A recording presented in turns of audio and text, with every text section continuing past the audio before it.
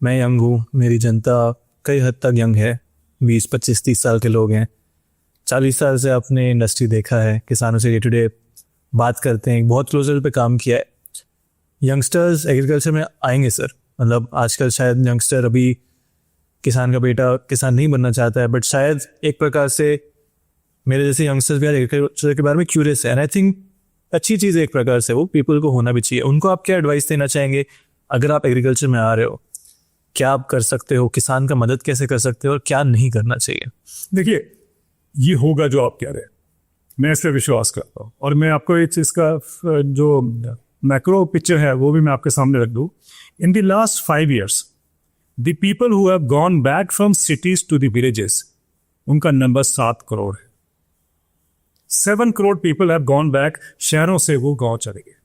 ये उस टाइम पर हो रहा है जबकि हमारी पूरी सोच थी कि इनको बाहर निकाला जाए। उसके बाद भी 7 crore is not a small number sir, I am not romanticising. वो वापस चले गए। I think here is a message. वो समझते हैं कि साहब उनका फ्यूचर वहाँ नहीं है, फ्लाईओवर के नीचे सोना उनका फ्यूचर नहीं है। उनको नजर आता है कि गांव में जाके चाहे जो भी करेंगे पेट तो भरेगा। ठीक है, वो कर रहे हैं। इसके साथ साथ एक क्लास है जो पढ़ी लिखी है, मैं देख रहा हूँ वो खेती में आ रहे हैं। पर मैं एक चीज़ थोड़ा सा मुझे विचलित करती है, वो ये है जब मैं खबरें पढ़ता हूँ कि इस किसान ने 20 लाख का ये कर दिया, उस किसान ने 8 लाख की उसकी सेल हो गई है। अब देखते होंगे रोजाना आते हैं अखबारों में, इसमें फोन के ऊपर आ जाते हैं ये सब। I think that is not the way forward. भाई सर, वे हम बता रहा हूँ कि वो किसी चीज कोई ले आया एक ऐसी नया पदार्थ जो नहीं होता था, आपने कहा जी इससे मेरे 20 लाख कमा दिए। लेकिन समझना चाहिए हमें, जब वो चीज एक या 2 या 3 किसान पैदा करते हैं तो उनको ज्यादा हायर प्राइस मिलता है। जब वो सारे किसान पैदा करेंगे तो प्राइसेस क्रैश हो जाएंगे। आप उसी साइकिल में आ जाओगे जिसमें से बाकी किसान डूबे हुए हैं।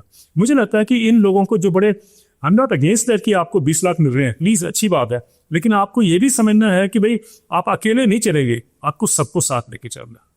सो you have to fight for the resurgence of agriculture, resurgence of farming. ये आपको करना है। और वो अकेले से नहीं होगा कि मैंने ये कर दिया तो मेरा केंचुआ लगाने से ये हो गया। केंचुआ सबके पास आना चाहिए, तो वो हम सबके पास बिल्डअप होना चाहिए सॉइल्स में। तो उस तरीके के लिए I think each one of us will play a role अगर हम उसमें करेंगे। वरना अगर अपना अपना हम पॉकेट बना के बैठ जाएंगे तो इट डजंट हेल्प। मैंने देखा है बहुत सारे यंगस्टर जो आईटी का जॉब भी छोड़ के आए हैं, उसमें से कुछ ऐसे केसेस में हैं जिन्होंने I don't want that to happen.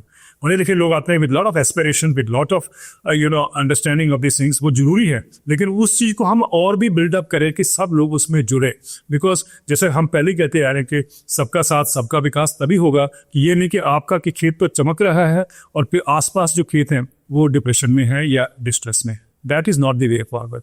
तो हम सबका रोल है कि हम समाज में इस समुदाय को इकट्ठा उठाएं, थिंकिंग कि मेरा तो हो गया, आई एम कंफर्टेबल। वो नहीं चलेगा। I think the new generation जो आ रही है, मेरा उनसे एक ही सबमिशन है कि please for God sake, your personal selfish interest जो भी है वो तो हो गया, ये आप कर रहे हैं, बट उसके अलावा आसपास अपने सोसाइटी को भी देखिए। Try to see how we can prop them up. That is the way forward. अगर कर लिया यंगस्टर्स ने, I think there is no looking back.